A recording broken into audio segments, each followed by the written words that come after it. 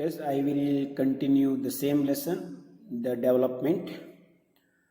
Now we will discussing about the another side heading, that is indicators of development.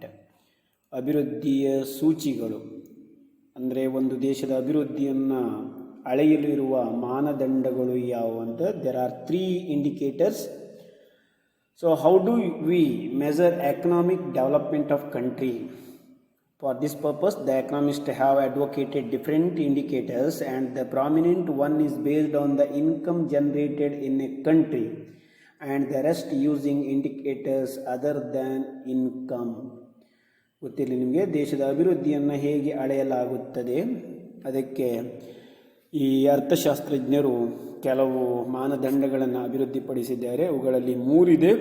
Number 1 income indicator, number 2 per capita income indicator, and the very important one human development indicator. So ಗೊತ್ತಿರಲಿ, on this side heading, the one important question will ask in annual examination,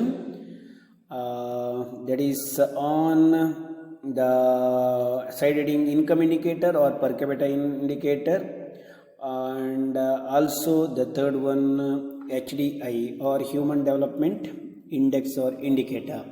ನಿಮ್ಗೆ ಗೊತ್ತಿರಲಿ, ಈ 3ರಲ್ಲಿ ಯಾವುದಾದ್ರೂ ಒಂದರ ಮೇಲೆ ಒಂದು definite question ಬರ್ತದೆ. ನಿಮಗೆ ಕ್ವಶನ್ ಹೀಗೆ ಬರ್ತದೆ: to measure the development of country, the income indicator measure or method is not appropriate, or per capita income indicator per capita income the indicator is not appropriate, why, give the reason ಅಂತ. ನಿಮಗೆ ಪ್ರಶ್ನೆ: ದೇಶದ ಅಭಿವೃದ್ಧಿಯನ್ನು ಅಳೆಯಲು ಆದಾಯದ ಸೂಚಿ ಸರಿಯಾದುದಲ್ಲ, ಹಾಗೆ ತಲಾದಾಯದ ಸೂಚಿಯೂ ಸರಿಯಾದುದಲ್ಲ, ಕಾರಣಗಳನ್ನು ತಿಳಿಸಿ ಅಂತ. ಸರಿಯಾದ ಕ್ರಮ ಅಂತೇಳಿದರೆ ಮಾನವ ಅಭಿವೃದ್ಧಿ ಸೂಚಿ ಅಂತ ಕರೀತಾರೆ. ಅದು ದೇಶದ ನಿಜವಾದ ಆರ್ಥಿಕ ಅಭಿವೃದ್ಧಿಯನ್ನು ತಿಳಿಸ್ತದೆ. ಬಟ್ ಟ್ರೈ ಟು ಅಂಡರ್ಸ್ಟ್ಯಾಂಡ್ ಯಾಕೆ ರಾಷ್ಟ್ರದ ಆದಾಯದಲ್ಲಿ ದೇಶದ ಅಭಿವೃದ್ಧಿಯನ್ನು ಅಳೆಯಲು ಸಾಧ್ಯವಿಲ್ಲ, ಅಥವಾ ತಲಾದಾಯದಿಂದ ಅಳೆಯಲು ಹೇಗೆ ಸಾಧ್ಯ ಇಲ್ಲ ಎನ್ನುವುದನ್ನು ಇಲ್ಲಿ ಕಾರಣ ಇದೆ. ಅದನ್ನೇ ನೀವು ಬರಿಬೇಕಾದ್ದು 2 ಮಾರ್ಕಿನ ಪ್ರಶ್ನೆ. Income used here is the national income, which is defined as the income of all the people residing in a country. ಆಗಲೇ ನಾನು ಹೇಳಿದ್ದೀನಿ ನಿಮಗೆ, what is national income is the total value of the goods and services produced in a country during 1 year. So that means it is the income of all the people of the country. As described earlier, higher the income, higher is the development. However, economic progress in a country will be slower. ಈಗ ಹೆಚ್ಚು ಆದಾಯ ಹೊಂದಿರುವ ದೇಶಗಳು ಅಭಿವೃದ್ಧಿ ಹೊಂದಿದ ದೇಶಗಳು ಅಂತ ಅರ್ಥ ಮೇಲ್ನೋಟಕ್ಕೆ, ಆದರೆ ಇದು ಸರಿಯಾದುದಲ್ಲ. ಯಾಕೆ ಕೇಳಿದರೆ ಇಲ್ಲಿ ಕಾರಣ ಇದೆ, ಕೇಳ್ಕೊಳ್ಳಿ. Economic progress in a country will be slower if the population expand along with the increase in national income. ಯಾಕೆ ಇದು ಸರಿಯಾದ ಕ್ರಮ ಅಲ್ಲ ಕೇಳಿದರೆ, all of you mark and underline this sentence. Your answer is this one. You don't write anything except this. ಇದನ್ನು ಬಿಟ್ಟು ಬೇರೆ ಏನನ್ನು ನೀವು ಬರಿಬೇಡಿ. ಇದಕ್ಕೆ ಉತ್ತರ. all of you remember once again, income indicator is not appropriate measures to measure the national development or economic development, because the economic progress in a country will be slower. ದೇಶದ ಅಭಿವೃದ್ಧಿ ನಿಧಾನವಾಗ್ತದೆ ಯಾವಾಗ? if the population expands, ದೇಶದ ಜನಸಂಖ್ಯೆ ಹೆಚ್ಚಾದಾಗ, along with the increasing in national income, ದೇಶದ ಆದಾಯವು ಹೆಚ್ಚಾಗ್ತದೆ, ಅದರ ಜೊತೆ ದೇಶದ ಜನಸಂಖ್ಯೆಯು ಹೆಚ್ಚಾಗ್ತದೆ, ಆಗ ದೇಶದ ಅಭಿವೃದ್ಧಿ ನಿಧಾನಗತಿಯಲ್ಲಿ ಸಾಗ್ತದೆ. So therefore comparison of economic development between the countries with different levels of population will not be correct. ಗೊತ್ತಿರಲಿ, ಬೇರೆ ಬೇರೆ ಜನಸಂಖ್ಯೆಯನ್ನು ಹೊಂದಿರುವ ದೇಶದ ಆರ್ಥಿಕ ಅಭಿವೃದ್ಧಿಯನ್ನು ಈ ವಿಧಾನದಲ್ಲಿ ಅಳೆಯುವುದು ಸೂಕ್ತವಲ್ಲ. ಕಡಿಮೆ ಜನಸಂಖ್ಯೆ ಹೊಂದಿರುವ ದೇಶ ಹೆಚ್ಚು ಆದಾಯವನ್ನು ಗಳಿಸಿದರೆ ಅದು ಅಭಿವೃದ್ಧಿ ಹೊಂದುತ್ತದೆ. ಹೆಚ್ಚು ಜನಸಂಖ್ಯೆಯನ್ನು ಹೊಂದಿದ್ದು ಆದಾಯವೂ ಹೆಚ್ಚಾದರೆ ಆ ದೇಶ ಅಭಿವೃದ್ಧಿಯನ್ನು ಹೊಂದುವುದಿಲ್ಲ. ಆದ ಕಾರಣ ಇದು ಸರಿಯಾದ ಕ್ರಮ ಅಲ್ಲ. So remember, we have to write these 2 sentences for this question. very important. Once again remind to you, remember, note this and write in your notebook. Hence, per capita income is being used as an indicator of development instead of national income. It is the average income of each individual in a country which is calculated as national income divided by total population in a given year. So, ಇದನ್ನು ಹೊರತುಪಡಿಸಿ ಇನ್ನೊಂದನ್ನು ಅಭಿವೃದ್ಧಿಪಡಿಸಿರು, ಅದು ತಲಾ ಆದಾಯದ ಅಭಿವೃದ್ಧಿ ಸೂಚಿ ಅಂತ ಕರೀತಾರೆ. ತಲಾ ಆದಾಯ ಎಂದರೇನು? What is per capita income? Remember, all of you, another question is there. It is the average income of each individual in the country. ಇದು ದೇಶದ ಪ್ರತಿಯೊಬ್ಬನ ಸರಾಸರಿ ಆದಾಯ. ಇದನ್ನು ಹೇಗೆ ಲೆಕ್ಕ ಹಾಕಲಾಗ್ತದೆ ಅಂತ ಹೇಳಿದ್ರೆ, which is calculated as national income divided by total population of country in 1 year. ಒಂದು ವರ್ಷದಲ್ಲಿ ಆ ದೇಶದ ಜನಸಂಖ್ಯೆ ಎಷ್ಟಿದ್ದಾರೆ, ಆ ಜನಸಂಖ್ಯೆಯಿಂದ ಆ ದೇಶದ ಆದಾಯವನ್ನು ಭಾಗಿಸಿದರೆ ಅಲ್ಲಿಯ ಜನರ ತಲಾ ಆದಾಯ ಸಿಗ್ತದೆ. So remember, all of you, this is also one of the important question. What is per capita income? What is national income? What is real national income? Remember, ಇದರ ಆಧಾರದ ಮೇಲೆ ಈ ಅಭಿವೃದ್ಧಿಯನ್ನು ಲೆಕ್ಕ ಹಾಕಲಾಗ್ತದೆ. So although this is a very popular and simple indicator, but it does not consider the distribution of income among people as well as the availability of basic amenities like food, shelter, education, health or other similar social factors. ನೀವು ನೆನಪಿಟ್ಕೊಳ್ಬೇಕಾದ್ದು ಈ ಉತ್ತರ.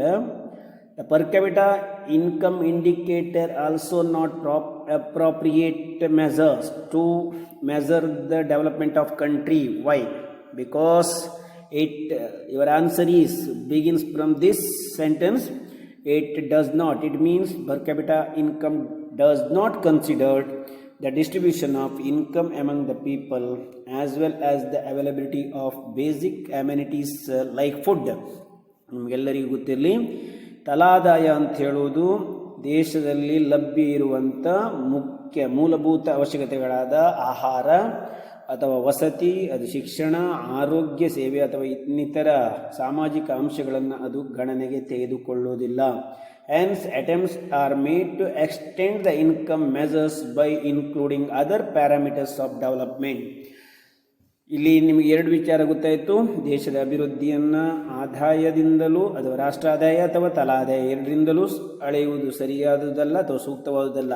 ಅದಕ್ಕೋಸ್ಕರ ಅರ್ಥಶಾಸ್ತ್ರಜ್ಞರು ಬೇರೆ ವಿಧಾನವನ್ನು ಅಭಿವೃದ್ಧಿಪಡಿಸಿದ್ದಾರೆ. That is very very important, which is the human development index. ಇಲ್ಲಿ ಮಾನವ ಅಭಿವೃದ್ಧಿ ಸೂಚಿ ಅಂತ ಕರೀತಾರೆ. It consist the many points.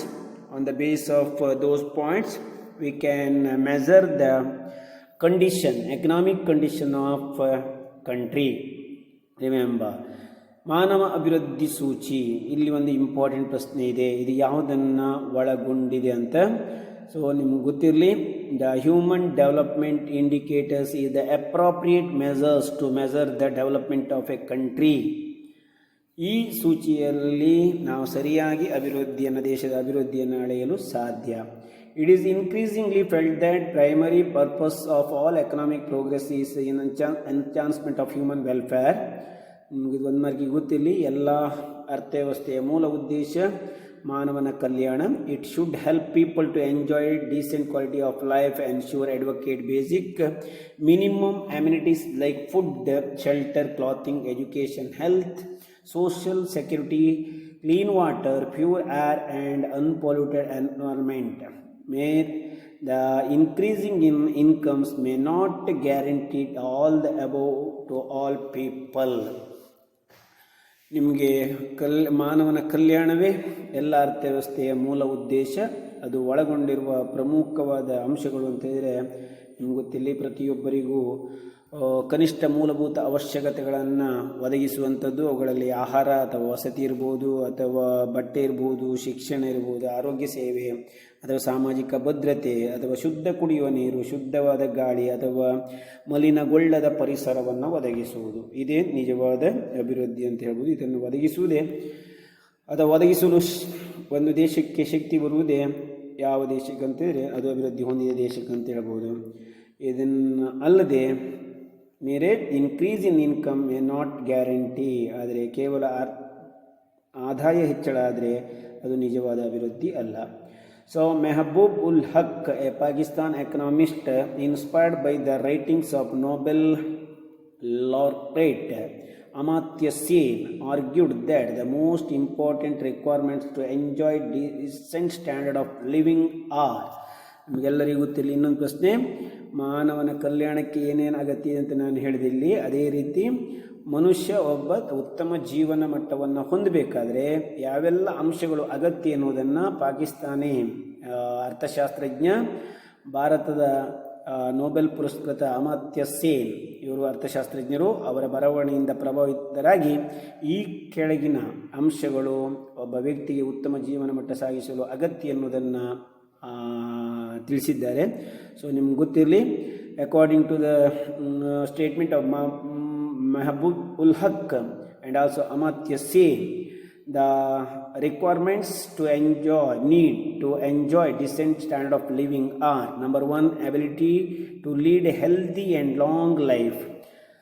ಒಳ್ಳೆಯ ಆರೋಗ್ಯ, ದೀರ್ಘಕಾಲದ ಬಾಳ್ವಿಕೆ ಬೇಕಾಗುವಂಥದ್ದು. ಒಳ್ಳೆಯ ಅಕ್ಷರತೆ ಅಂದರೆ ಸಾಕ್ಷರತಾ ಪ್ರಮಾಣ. And having income to purchase the minimum amenities, ಹಾಗೆ ಒಬ್ಬ ವ್ಯಕ್ತಿಯ ಕನಿಷ್ಠ ಮೂಲಭೂತ ಅವಶ್ಯಕತೆಗಳನ್ನು ಪೂರೈಸಿಕೊಳ್ಳಲು ಬೇಕಾಗುವಂಥ ಅಥವಾ ಪಡೆದುಕೊಳ್ಳಲು ಬೇಕಾಗುವಂಥ ಆದಾಯ. He called this as human development. ಒಬ್ಬ ವ್ಯಕ್ತಿಗೆ ತನಗೇನು ಅಗತ್ಯ ಇದೆ, ಮೂಲಭೂತ ಅವಶ್ಯಕತೆ ಅದನ್ನು ಕೊಂಡುಕೊಳ್ಳಲು ಬೇಕಾಗುವಷ್ಟು ಯಾವುದು ಆದಾಯ, ಅದಕ್ಕೆ ಆರೋಗ್ಯಕರವಾದ ಜೀವನ ಹಾಗೂ ಅದಕ್ಕೆ ಸಪೋರ್ಟಿವ್ ಆಗಿ ಉತ್ತಮ ಶಿಕ್ಷಣ, ಇವುಗಳಿದ್ದರೆ ಅವನನ್ನು ನಾವು ಉತ್ತಮ ಜೀವನವನ್ನು ನಡೆಸಿದ ವ್ಯಕ್ತಿ ಅಂತ ಹೇಳ್ಬೋದು. So according to Mahbub ul Haq, the human development or HD, he called this as human development or HD. Amartya Sen defined HD as expansion of capabilities of people. The core capabilities are health, education, purchasing power. But how do we measure HD? ಗೊತ್ತಿರಲಿ, ಅವರಿಬ್ಬರ ಪ್ರಕಾರ ನಿಜವಾದ ಮಾನವನ ಅಭಿವೃದ್ಧಿ ಅಥವಾ ಆರ್ಥಿಕ ಅಭಿವೃದ್ಧಿ ಅಂತ ಹೇಳಿದರೆ the core capabilities of health, education, ಆರೋಗ್ಯ, ಶಿಕ್ಷಣ ಮತ್ತು ಕೊಳ್ಳುವಿಕೆಯ ಶಕ್ತಿ. ಇದು ಯಾವ ದೇಶದಲ್ಲಿ ಉತ್ತಮವಾಗಿರ್ತದೆ ಆ ದೇಶವನ್ನು ನಾವು ಅಭಿವೃದ್ಧಿ ಹೊಂದಿದ ಅಥವಾ ಆರ್ಥಿಕ ಅಭಿವೃದ್ಧಿ ಹೊಂದಿದ ದೇಶ ಅಂತ ಕರೀಬೋದು. The United Nation development programme UNDP has used these ideas to construct an index known as the human development index. UNDP ಇದು ವಿಶ್ವಸಂಸ್ಥೆಯ ಒಂದು ಕಾರ್ಯಕ್ರಮ. ಯುನೈಟೆಡ್ ನೇಷನ್ಸ್ ಡೆವಲಪ್ಮೆಂಟ್ ಪ್ರೋಗ್ರಾಮ್ ಅವರು ಒಂದು ಸೂಚಿಯನ್ನು ಅಭಿವೃದ್ಧಿಪಡಿಸಿದ್ದಾರೆ. ಮಾನವನ ಅಭಿವೃದ್ಧಿಯನ್ನು ಅಥವಾ ಆರ್ಥಿಕ ಅಭಿವೃದ್ಧಿಯನ್ನು ಲೆಕ್ಕ ಹಾಕಲು ಅದನ್ನು ಹ್ಯೂಮನ್ ಡೆವಲಪ್ಮೆಂಟ್ ಇಂಡೆಕ್ಸ್ ಅಂತ ಕರೀತಾರೆ.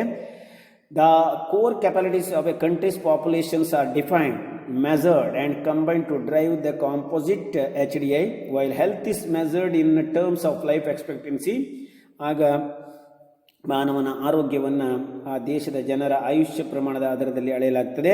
Education is measured in terms of literacy, ಹಾಗೆ ಶೈಕ್ಷಣಿಕ ಮಟ್ಟವನ್ನು ಅಲ್ಲಿಯ ಜನರ ಸಾಕ್ಷರತೆಯ ಆಧಾರದ ಮೇಲೆ ಅಳೆಯಲಾಗ್ತದೆ.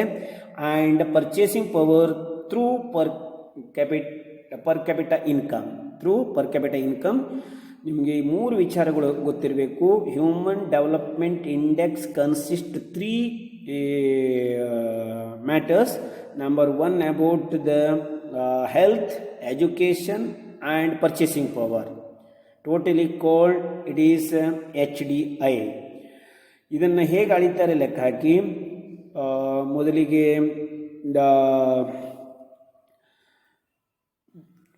the health measured in terms of life expectancy. ಒಂದು ದೇಶದ ಜನರ ಆರೋಗ್ಯವನ್ನು ಅಲ್ಲಿಯ ಜನರ ಆಯುಷ್ಯ ಪ್ರಮಾಣದ ಮೇಲೆ ಅಂದರೆ ಲೈಫ್ ಎಕ್ಸ್ಪೆಕ್ಟೆನ್ಸಿ ಮೇಲೆ ಅಳೆಯಲಾಗ್ತದೆ.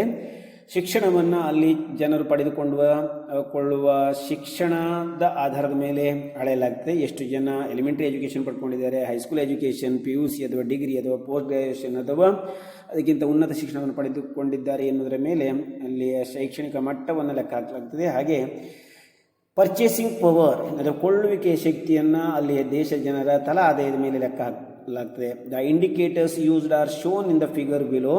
ಈ ಸೂಚಿಯನ್ನು ಕೆಳಗಿನ ಚಿತ್ರದಲ್ಲಿ ತಿಳಿಸಲಾಗಿದೆ. The age till which the people of a country can expected to serve is called life expectancy. ನಿಮಗೆ ಲೈಫ್ ಎಕ್ಸ್ಪೆಕ್ಟೆನ್ಸಿ ಅಥವಾ ಆಯುಷ್ಯ ಪ್ರಮಾಣ ಅಂದರೆ ಏನು? ಒಂದು ದೇಶದ ಜನರು ಸರಾಸರಿ ಜೀವಿಸುವ ಅವಧಿ. The age till which the people of a country can expect to survive is called life expectancy. Availability of nutritious food. ಈಗ ಲೈಫ್ ಎಕ್ಸ್ಪೆಕ್ಟೆನ್ಸಿ ರೇಟ್ ಹೆಚ್ಚಾಗಬೇಕಾದ್ರೆ ಅದಕ್ಕೆ ಪೂರಕವಾದ ಅಂಶಗಳು ಯಾವುದು ಕೇಳಿದರೆ ಅವರ ಆರೋಗ್ಯ ಉತ್ತಮವಾಗಿರಬೇಕು, ನೈರ್ಮಲ್ಯ ಅಥವಾ ಅಲ್ಲಿನ ಪರಿಸರ ಉತ್ತಮವಾಗಿರಬೇಕು, ಹಾಗೆ ಅಲ್ಲಿ ಸಿಗುವಂಥ ಆರೋಗ್ಯ ಸೇವೆಗಳು ಉತ್ತಮವಾಗಿರಬೇಕು. ಆಗ ನಮ್ಮ ಆಯುಷ್ಯ ಪ್ರಮಾಣ ಹೆಚ್ಚಾಗ್ತದೆ. ಸೊ ಹಿಯರ್ ಆಲ್ಸೋ ರಿಮೆಂಬರ್, ಮೇಲಿನ ಒಂದು ಪ್ಯಾರಾಗ್ರಾಫಲ್ಲಿ ಉತ್ತಮವಾದ ಜೀವನ ಮಟ್ಟಕ್ಕೆ ಯಾವೆಲ್ಲ ಅಂಶಗಳು ಅಗತ್ಯ ಅಂತ ತಿಳ್ಕೊಂಡ್ರೆ, ಇಲ್ಲೀಗ ಅದೇ ಅರ್ಥದಲ್ಲಿ ನಿಮ್ಮ ಆಯುಷ್ಯ ಪ್ರಮಾಣ ಜಾಸ್ತಿ ಆಗಲಿಕ್ಕೆ ಯಾವೆಲ್ಲ ಅಂಶಗಳು ಮುಖ್ಯ? The excellent health and hygienic facilities. Remember, clean environment enable us to live longer. ನಾವು ಹೆಚ್ಚು ವರ್ಷ ಬದುಕಲಿಕ್ಕೆ ಈ ಅಂಶಗಳು ಕಾರಣ. All these factors are represented in life expectancy. As the educational level rises, the country's economic progress also improves. The educational development of a country is measured on the basis of two factors. ದೇಶದ ಶೈಕ್ಷಣಿಕ ಮಟ್ಟವನ್ನು ಎರಡು ವಿಧಾನದಿಂದ ಅಳೆಯಲಾಗ್ತದೆ. ನಾನು ಆಗಲೇ ಹೇಳಿದೆ ಶೈಕ್ಷಣಿಕ ಮಟ್ಟದಿಂದ. ಅದು ಹೇಗಂತಿದ್ರೆ, the average period of schooling completed by individuals about 25 years. 25 ವರ್ಷದ ಮೇಲಿನವರು ಎಷ್ಟು ಜನ ಶಾಲಾ ಶಿಕ್ಷಣವನ್ನು ಪಡೆದಿದ್ದಾರೆ, ಯಾವ ತರಗತಿಯನ್ನು ಪೂರೈಸಿದ್ದಾರೆ, ಯಾವ ತರಗತಿ ಶಿಕ್ಷಣ ಪಡೆದಿದ್ದಾರೆ ಎನ್ನುವ ಒಂದು ವಿಧಾನ.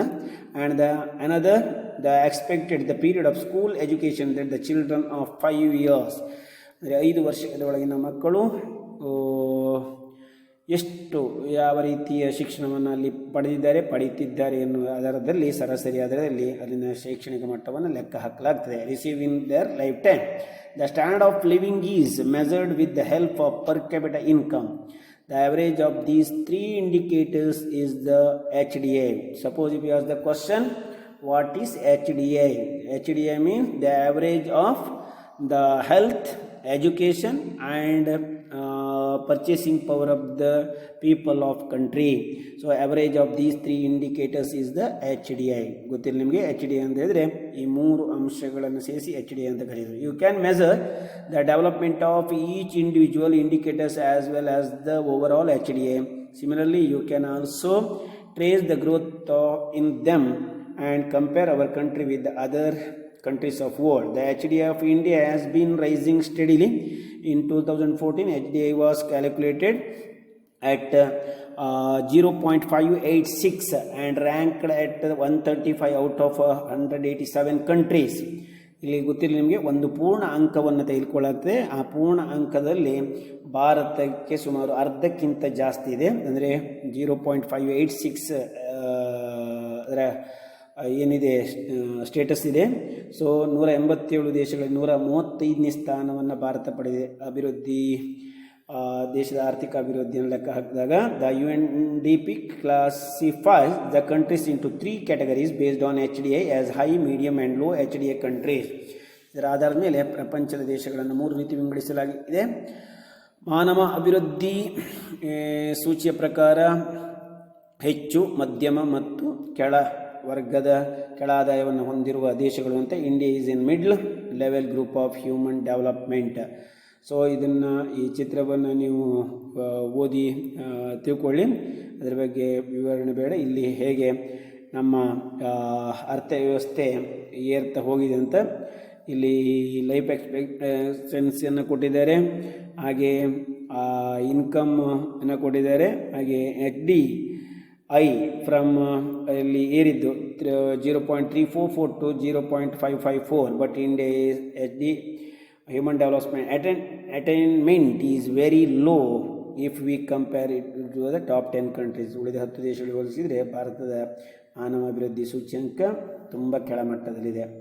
So this is about HDI or indicators of the development.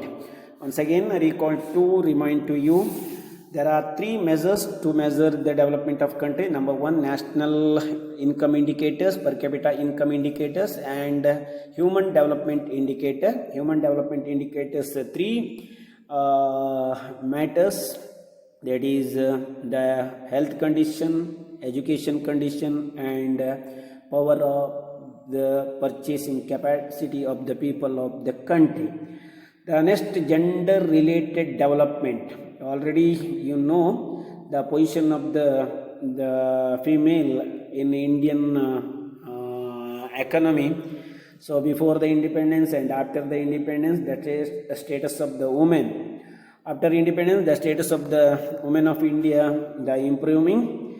So in the development of a country, the role of the females or the women also very very significant.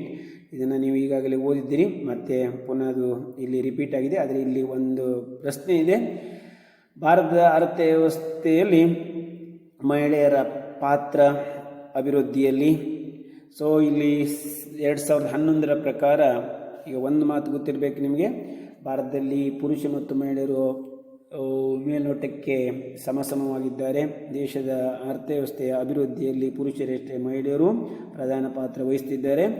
Sex ratio was barely 943 in 2001, ಅಂದರೆ 1000 ಪುರುಷರಿಗೆ 943 ಮಹಿಳೆಯರಿದ್ದಾರೆ 2011 ಪ್ರಕಾರ. What is the worse is it is still lower in child 0 to 6 years population. ಇದು 6 ವರ್ಷದ ಒಳಗಿನ ಮಕ್ಕಳ ಪ್ರಮಾಣದಲ್ಲಿ ತುಂಬ ಕಡಿಮೆ ಅಂತ ಹೇಳ್ಬೋದು. Similarly the literacy rate among women was 65.46. ಗೊತ್ತಿರಲಿ ನಿಮಗೆ, 2011 ಪ್ರಕಾರ ಭಾರತದಲ್ಲಿ ಮಹಿಳಾ ಸಾಕ್ಷರತಾ ಪ್ರಮಾಣ 65.46 and compared to the men 82.14. ಇಲ್ಲಿಯೂ ಸಹ ಜೆಂಡರ್ ಡಿಸ್ಕ್ರಿಮಿನೇಷನ್ ಇದೆ ಅಂತ ಹೇಳ್ಬೋದು. This is so because even today some people think women did not need education and in some places adequate schooling facilities may not be available. If you look at the workplace, women mainly work in under unorganised activities. ಹೆಚ್ಚಾಗಿ ಭಾರತದಲ್ಲಿ ಮಹಿಳೆಯರು ಅಸಂಘಟಿತ ವಲಯದಲ್ಲಿ ಹೆಚ್ಚು ಕೆಲಸ ಮಾಡುವರಿದ್ದಾರೆ.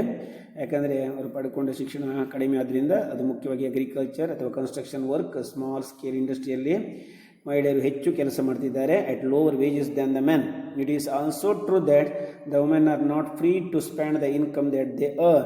With the low education, not many of them are seen in better and highly paid positions. So ಇವರಿಗೆ ಇನ್ನೂ ಸಹ ತಮ್ಮ ಸ್ವತಂತ್ರವಾಗಿ ಹಣವನ್ನು ಸಂಪಾದಿಸುವ ಅಥವಾ ಖರ್ಚು ಮಾಡುವ ಹಕ್ಕು ದೊರೆಯಲಿಲ್ಲ ಅಂತ ಹೇಳ್ಬೋದು. In many households women eat last after the head and children have had food. ನಿಮಗೆಲ್ಲ ಗೊತ್ತೇ, ಹೆಚ್ಚಿನ ಮನೆಯಲ್ಲಿ ಗಂಡಸರು ಮತ್ತು ಮಕ್ಕಳು ಊಟ ಆದಮೇಲೆ ಆಹಾರವನ್ನು ಸೇವಿಸುವಂಥದ್ದು. ದಿಸ್ ಮೇಕ್ಸ್ ಹರ್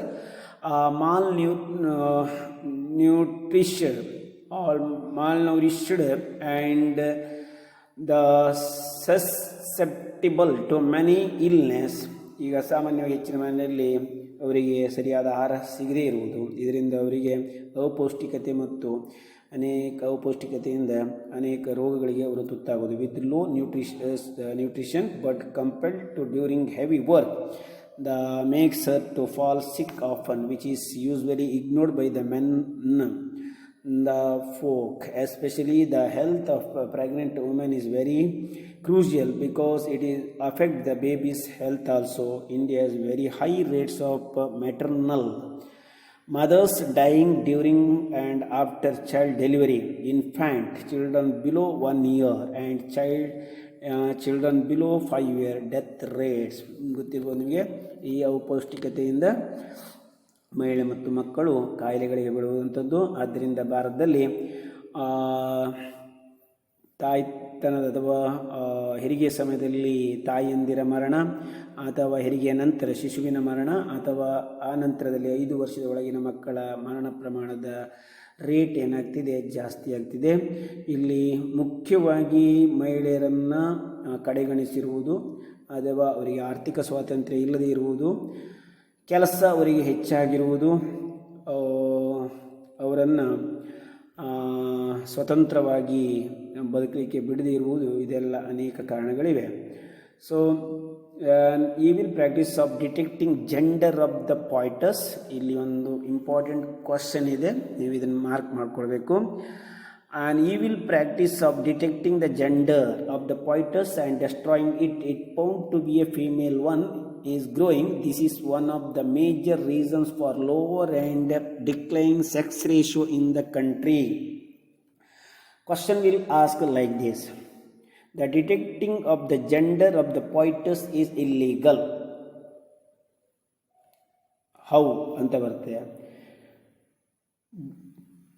ಗರ್ಭದಲ್ಲಿರುವಂಥ ಭ್ರೂಣ ಪರೀಕ್ಷೆಯನ್ನು ಪತ್ತೆ ಮಾಡುವುದು, ಭ್ರೂಣದ ಲಿಂಗ ಪರೀಕ್ಷೆ ಪತ್ತೆ ಮಾಡುವುದು ಅಪರಾಧ.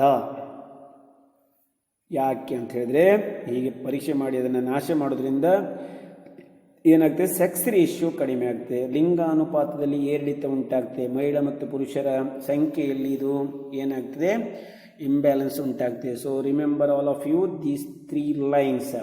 On evil practice of detecting what is female foeticide ಅಂತ ಬಂದರೆ ನಿಮ್ಗೆ ಗೊತ್ತಿರಬೇಕು. ಈ ಹೆಣ್ಣು ಶಿಶುವಿನ ಹತ್ಯೆ ಅಂದರೆ ಏನು, ಅದು ಹೇಗೆ. An evil practice of detecting the gender of the foetus, ಭ್ರೂಣದ ಲಿಂಗ ಪರೀಕ್ಷೆ ಮಾಡುವಂಥದ್ದು, ಅದು ಗರ್ಭದಲ್ಲಿ ಇರುವಾಗ.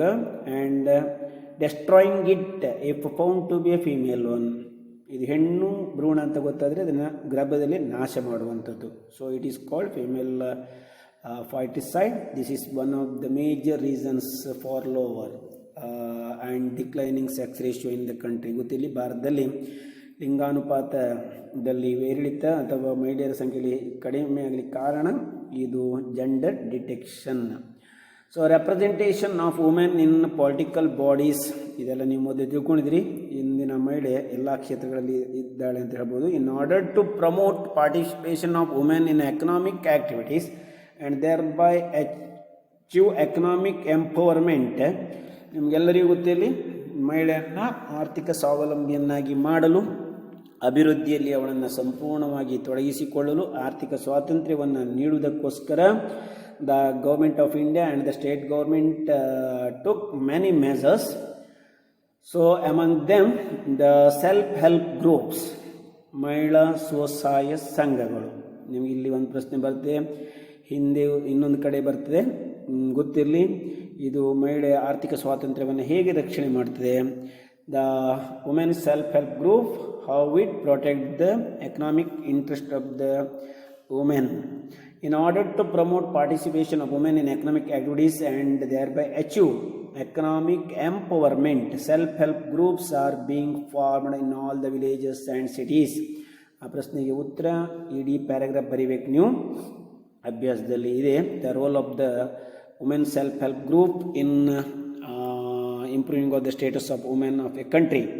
Second point, A self help group is A group of women. Usually it consists the 20 members who come together to share their meager resources, obtain external support, undertake business jointly and earn income. Suppose if we ask the question for 1 mark, what is women self-help group? It is a group of women who come together to share their meager resources, obtain external support, undertake business jointly and earn income. It is called women self-help group. 20ಗಿಂತ ಕಡಿಮೆ ಅಥವಾ ಹೆಚ್ಚು ಮಹಿಳೆಯರು ಒಂದು ಕಡೆ ಸೇರಿ ತಮ್ಮಲ್ಲಿರುವ ಸಂಪನ್ಮೂಲಗಳನ್ನು ಹಾಕಿಕೊಂಡು ಬಾಹ್ಯ ಬೆಂಬಲವನ್ನು, ಅಂದರೆ ಸರ್ಕಾರದಿಂದ ಬೆಂಬಲವನ್ನು ಅಥವಾ ಬೇರೆ ಸಂಘ ಸಂಸ್ಥೆ ಅಥವಾ ಬ್ಯಾಂಕಿನಿಂದ ಸಪೋರ್ಟನ್ನು ಪಡ್ಕೊಂಡು ತಾವೇ ವ್ಯವಹಾರವನ್ನು ಸಾಮೂಹಿಕವಾಗಿ ಕೈಗೊಂಡು ಬಂದ ಲಾಭವನ್ನು ಹಂಚಿಕೊಂಡು ಆದಾಯವನ್ನು ಗಳಿಸುವ ಈ ಸಂಘಗಳಿಗೆ ವುಮೆನ್ ಸೆಲ್ಫ್ ಹೆಲ್ಪ್ ಗ್ರೂಪ್ ಅಂತ ಕರೀತಾರೆ. They are trained in managing accounts, handling bank transaction and skills to take up remunerative income generating activities. So these are the merits of women self help group. ಇದರಿಂದ ಮಹಿಳೆಯರು account manage ಮಾಡುವ ಅಥವಾ ಬ್ಯಾಂಕಿನ ವ್ಯವಹಾರಗಳನ್ನು ನಡೆಸುವ, ಮೊದಲಾದ ಸ್ಕಿಲ್ಗಳನ್ನು ತಿಳ್ಕೊಳ್ತಾರೆ. And self help group have been instrumental in helping women to earn, save and spend at their willingness. ಅವರ ಆಸಕ್ತಿಗೆ ಅನುಗುಣವಾಗಿ ಹಣ ಸಂಪಾದನೆ ಮಾಡುವ, ಉಳಿತಾಯ ಮಾಡುವ, ಖರ್ಚು ಮಾಡುವ ಒಂದು ಏನು ಶಕ್ತಿಯನ್ನು ಅವರಲ್ಲಿ ಬೆಳೆಸದೆ their dignity and autonomy has increased. These are all the advantages of women self-help group or the role of self-help group in life of the female or women or improving the status of women. So remember all of you, very important question, the role of the self-help group in economic development or in the life of women. Remember, in recent years many steps are initiated for empowerment of women. ಈಗಾಗಲೇ ನೀವು ತಿಳ್ಕೊಂಡಿದ್ರಿ, ಮಹಿಳಾ ಸಬಲೀಕರಣಕ್ಕೆ ಅನೇಕ ಯೋಜನೆಗಳನ್ನು ಜಾರಿ ತರಲಾಗಿದೆ. Described as the expansions in people's ability to make strategic life choices in contest where this ability was previously denied to them. Empowerment is a process that infuses people with the power, that is access to resource, expands individuals' capacity and power of decision making, that is autonomy. What is empowerment? ಸಬಲೀಕರಣ ಎಂದರೇನು? ಮಹಿಳಾ ಸಬಲೀಕರಣ ಅಂದರೆ it is A process that infuses people with power. ಜನರಲ್ಲಿ ಈ ಸಾಮರ್ಥ್ಯವನ್ನು ಇದು ಏನು ಮಾಡುವಂತೆ, ಹೆಚ್ಚು ಮಾಡುವಂತೆ. ಹೇಗೆ ಕೇಳಿದರೆ, access to resources expands individual capacity, ವೈಯಕ್ತಿಕವಾದ ಸಾಮರ್ಥ್ಯದ ಹೆಚ್ಚಳ. ಯಾವುದು? ಈ ಸಂಪನ್ಮೂಲಗಳನ್ನು ವಿಸ್ತರಣೆ ಮಾಡುವಲ್ಲಿ. And power of decision making, ಮೇಲಾಗಿ ಸ್ವಂತ ತೀರ್ಮಾನವನ್ನು ಅಥವಾ ನಿರ್ಣಯವನ್ನು ತೆಗೆದುಕೊಳ್ಳುವಲ್ಲಿ ಸ್ವತಂತ್ರವಾಗಿ. So it is called empowerment. ಇದನ್ನೇ ಮಹಿಳಾ ಸಬಲೀಕರಣ. ಸಾಮಾನ್ಯ ಅರ್ಥದಲ್ಲಿ ಹೇಳುವುದಾದರೆ, ಮಹಿಳೆಗೆ ತನ್ನ ದುಡಿಮೆಯಲ್ಲಿ ಸ್ವಂತ ತೀರ್ಮಾನವನ್ನು ತೆಗೆದುಕೊಳ್ಳಲು ಹಾಗೂ ಅವಳಿಗೆ ಮುಖ್ಯವಾಗಿ the process that infuse people with power, ತಮ್ಮಲ್ಲಿರುವ ಶಕ್ತಿ ಸಾಮರ್ಥ್ಯವನ್ನು ಉಪಯೋಗಿಸಿಕೊಂಡು ತಮ್ಮ ಆದಾಯವನ್ನು ಹೆಚ್ಚಿಸಿಕೊಳ್ಳಲು ಈ ಸಹಾಯಕವಾಗುವಂಥದ್ದನ್ನೇ ಎಂಪವರ್ಮೆಂಟ್ ಅಥವಾ ಸಬಲೀಕರಣ ಅಂತ ಹೇಳಿದೆ. Many laws have been enacted to curb violence against women at home and at workplaces, to guarantee equal wages, providing reservation seats in elected bodies. All these measures will certainly help in bringing women to the mainstream of development. ಈಗಾಗಲೇ ಪೌರನೀತಿಯದ ಸಿವಿಕ್ಸಲ್ಲಿ ಓದಿದ್ದೀರಿ. The status of women, to improving the status of women, what are the step taken by the government. Same question here also once again repeated. ನೆನಪಿರಲಿ ನಿಮಗೆ, ಇಲ್ಲಿ ಒಂದು ಹೊಸ ಪ್ರಶ್ನೆ ಇದೆ. What is empowerment? ಎಂಪವರ್ಮೆಂಟ್ ಅಂದರೆ ಏನು? ಸಬಲೀಕರಣ ಎಂದರೆ ಏನು? ಹಾಗೆ ಈ ಮಹಿಳೆಯ ಸಬಲೀಕರಣಕ್ಕೋಸ್ಕರ ಸರ್ಕಾರ ಯಾವೆಲ್ಲ ಕ್ರಮ ತಗೊಂಡಿದೆ ಇಲ್ಲಿಯೂ ಕೊಟ್ಟಿದ್ದಾರೆ. ನೀವು ಅದನ್ನು ಸಹ ಇದಕ್ಕೆ ಸೇರಿಸಿ ಬರೀಬೋದು, ಅಥವಾ ಇದನ್ನು ಅಲ್ಲಿ ಸೇರಿಸಿ ಬರೀಬೋದು. ಇಲ್ಲಿ 1 ಮಾರ್ಕಿನ ಎಂಪವರ್ಮೆಂಟ್ ಏನಂದರೆ ತಿಳ್ಕೊಂಡ್ರಾಯ್ತು. And the end of the lesson. So just difficult to understand because it is the economic lesson. 1 hour or 2 time or 3 time listen and watch the lesson and read the textbook carefully and try to understand. So suppose if you have any doubt, please ask with me. I will try to answer to you. So all of you write the answer to the question given in your exercise. So economic development. So fill in the blanks with the suitable answer. Economic development is a, ನಿಮ್ಮ ಪುಸ್ತಕದಲ್ಲಿ ನಿಮ್ಮ ನಾನೀಗ ಮಾಡಿದ ಇದರಲ್ಲಿ ಇದೆ economic development ಅಂದರೆ ಏನು ಅಂತ ನಿಮಗೆ ಉತ್ತರ ಬರೀಬೇಕು. The value of goods and services ಎಲ್ಲ 1 ಮಾರ್ಕಿ. ನೀವೇ ಉತ್ತರವನ್ನು ರೆಡಿ ಮಾಡಿ. ಉತ್ತರ ಗೊತ್ತಾಯಿದ್ದರೆ ನಾನು ಮತ್ತೆ ಹೇಳ್ತೇನೆ. ಈಗ ನಾನೇ ಉತ್ತರ ಹೇಳಿದರೆ ನೀವೇನು ಪ್ರಯತ್ನ ಮಾಡೋದಿಲ್ಲ. ಪಾಠ ಕೇಳಿ, ಪುಸ್ತಕ ಓದಿ, ಇದಕ್ಕೆ ಆನ್ಸರ್ ಬರೆಯಿರಿ. And all questions are very easy, all are very important, remember. So thank you all of you.